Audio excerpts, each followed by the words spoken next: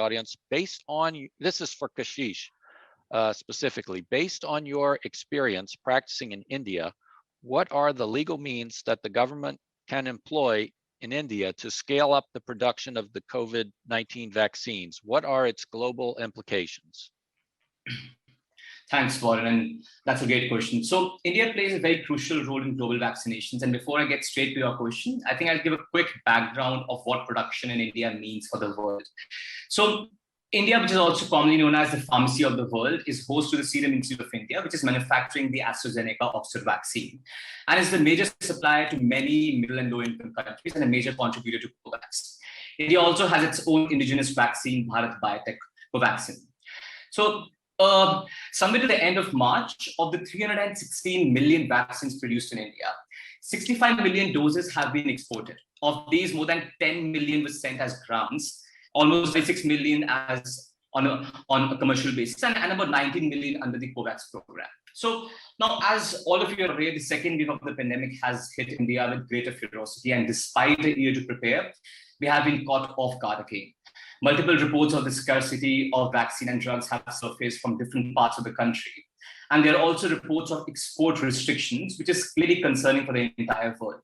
Serum Institute of India has also delayed its COVAX commitment. Now, in the last 72 hours, there's been an interesting development in India. So from the 1st of May, anyone above 18 years would be eligible for the vaccine in the country. This, coupled with a possible need for a booster shot in the future, and export obligations all this simply increases the demand substantially, and while there's a substantial supply deficit. So while I get to the legal means that India has, there's another thing to keep in mind here, that these are not just ordinary times, and we should not look at IP issues dissecting them from the extraordinary times we are living in. Today, we should look at the access issue from the lens of a pandemic, keeping in mind that thousands are dying across the world while we are speaking here.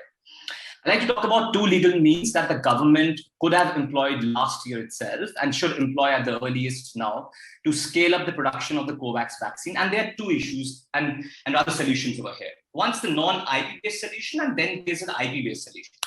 As far as the non-IP-based solution, as I mentioned, India has an Epidemic Diseases Act, which is quite vague and broad. But here, taking advantage of the vagueness, the government, during the outbreak of the epidemic, can take measures that it may deem necessary to prevent the outbreak or its spread. That's pretty broad. Second, the Drugs and Cosmetic Act empowers the central government to regulate the scale, manufacture, and distribute of drug that is essential to meet the requirements of an emergency arising due to an epidemic. So, under the garb of these two provisions, the government can direct pharmaceutical companies to loan their manufacturing capacities to the existing COVID-19 manufacturers, like the Serum Institute of India and Bharat Biotech, to boost their manufacturing capabilities so that more COVID-19 vials can be produced. And obviously, this will involve tech transfer. The next is the IP-based solution, to which I think Matt and Michelle have addressed to some extent. The first one is that our Patent Act allows the central government to authorize anyone, that is any pharmaceutical company, to use any patents or patent applications for government use. Second, we also have a compulsory licensing provision under which the central government can issue a compulsory license in circumstances of national emergency or extreme emergency. And I think we all can agree that this pandemic is a circumstance of national emergency.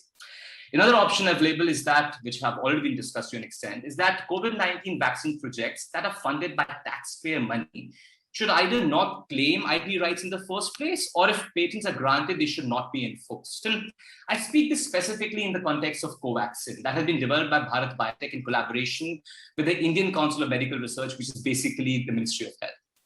So the government needs to explore the production capabilities of the pharmaceutical companies in both the public as well as private sector. Now, we have had some interesting, good, positive news in the last 1 week, which I'm not sure if our audience is aware of. So last week, the government made a decision to fund 3 state-run facilities in India to make Bharat Biotech vaccines, and the tech transfer process has commenced.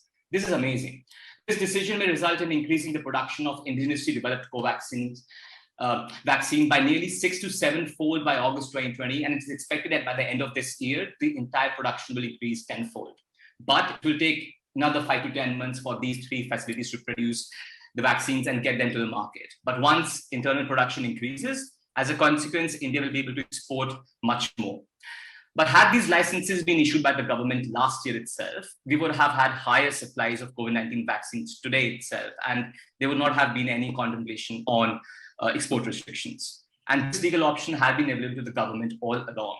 Even now, today, as we speak, the government needs to explore the private sector capabilities to enhance production. Again, I think it's important to look at the entire issue from the present day context. Thank you. Thank you, Kashish.